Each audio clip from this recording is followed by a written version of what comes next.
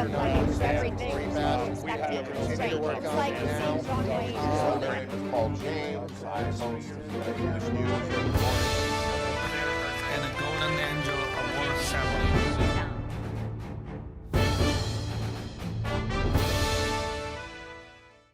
Hello, dear friends, my lovely audiences. Welcome to the East West Show. I should say, my dear fellow Californians, this is a show that you must see because something big in California is happening. It did not happen once, did not happen twice. It happened many times when we were not aware of it. And worse still, it happened even at the time we were educated, we were told different ways until the moment of the voting, we found out we were cheated. Such as proposition number 7. Proposition 6, yeah. Proposition 6 of the gasoline tax, right? So now we are doing the same thing to wake up our citizens, wake up my brothers and sisters of Californians, to be vigilant about what they do up there to change our life without our knowing.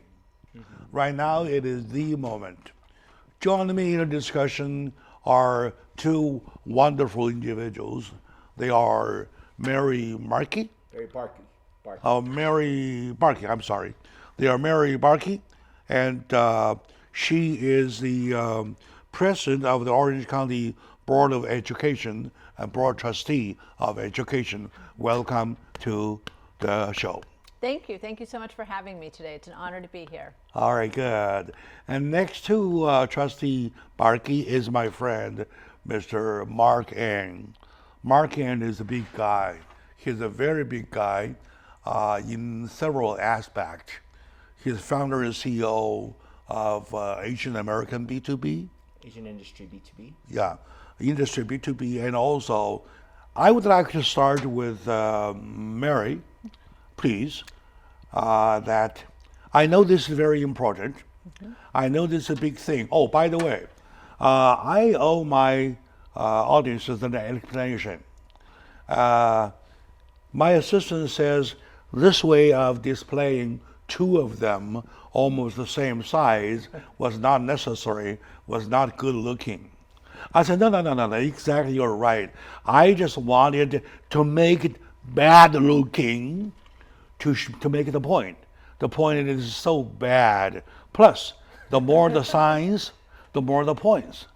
The more the signs, the more the reason. All right? So bear with me with this one. So start with Mary. Why are you here?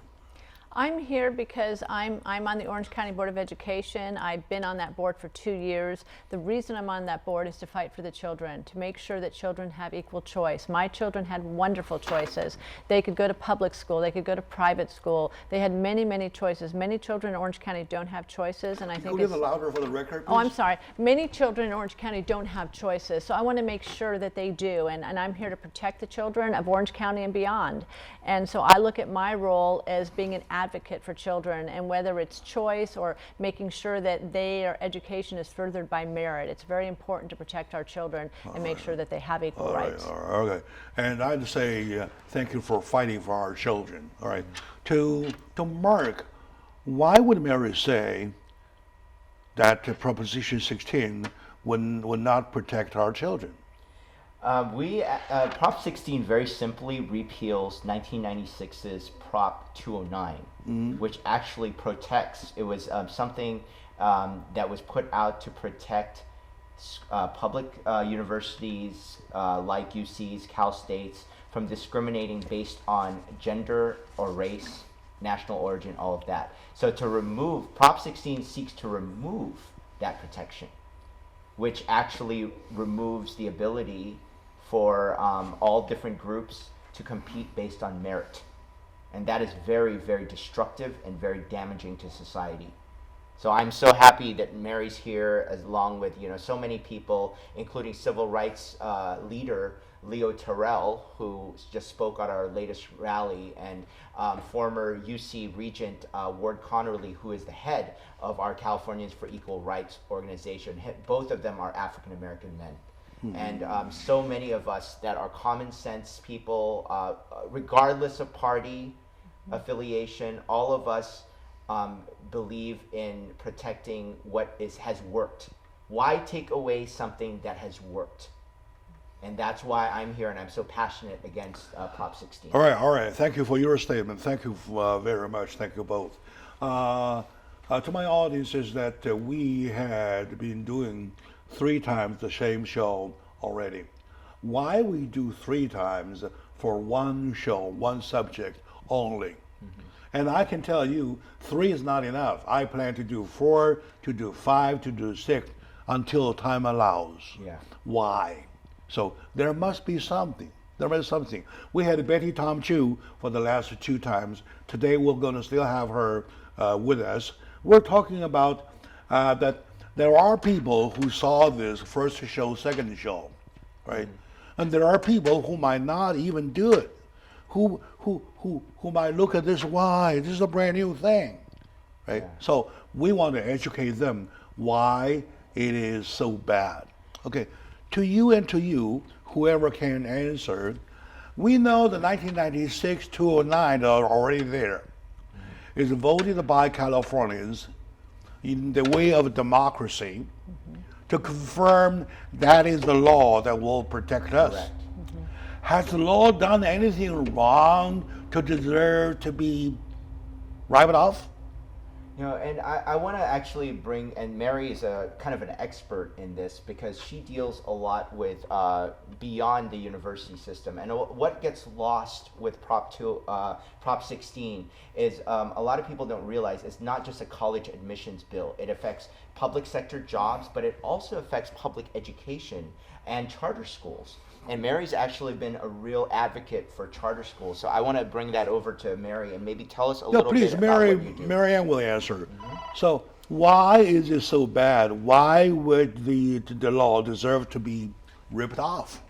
Oh, I don't think it should be. I think we really have to protect our children. Our children are our future, and if we don't give our children equal access to education and give them things like charter schools where they can really grow, what's going to be left? So in protecting the children is really critical at this point, and making sure that they all have equal access to education based on merit, I think, is critical.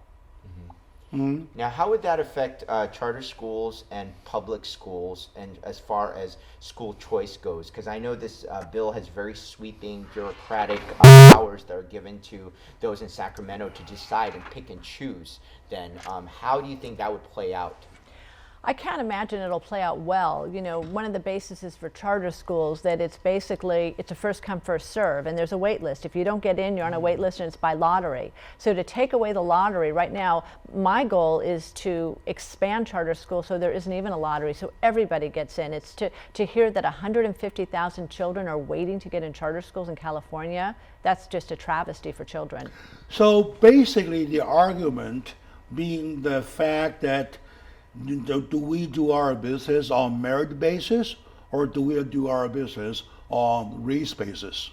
Yes, and Right. that's a very important question because, you know, we actually heard Monterey Park City Councilwoman the other day speak at one of our rallies here in Arcadia, and she had a very good point. She actually talked about the pre-1996, the pre-Prop 209 environment, where she was trying to get into college, and she felt that her and her friends in her peer group were constantly worried about, you know, the quotas or whatever their allocation is for their specific race group, which serves then for a high school student to sit there trying to get into college feeling I think it's very racist. So you feel disenfranchised if you're not the right race to get in, and you may be shut out even though you have a higher GPA than the person sitting next to you just because of your skin color.